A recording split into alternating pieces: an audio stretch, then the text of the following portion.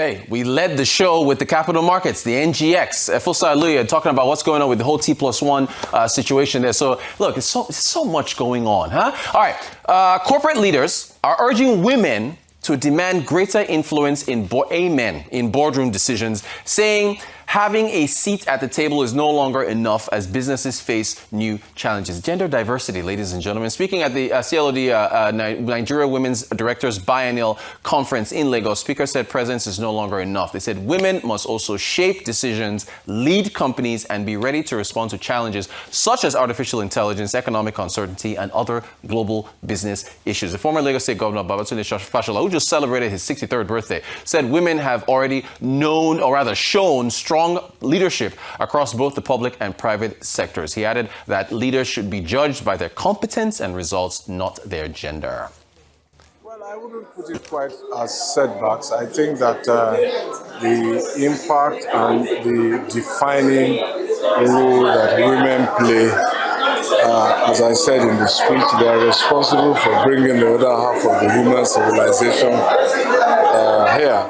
And so they can't be missing. And I think that it is not about numbers alone.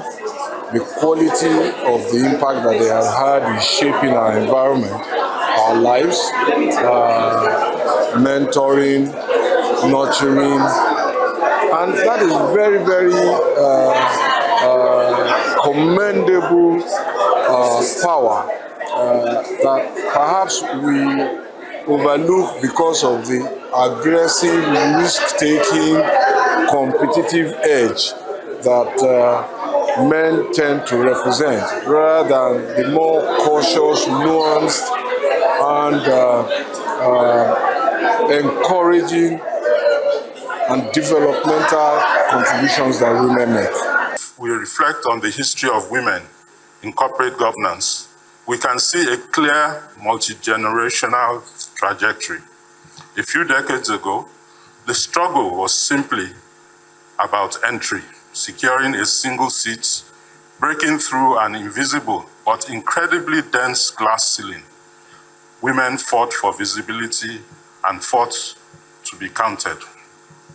Presence is no longer the destination. It is merely the baseline. You see, you don't wait for something to drop on your laps. You prove yourself. Just like other sectoral chairmen of this institute, I was also appointed a sectoral chairman. But I had a vision, and I'm executing it. You don't just join a board for the sake of making up the numbers. You have to have a drive. Something must propel you.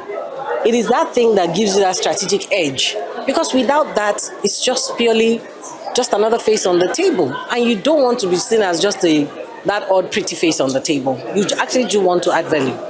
And I think everyone should challenge themselves when they're called to positions of authority to ask what exactly it is that they're bringing to the table.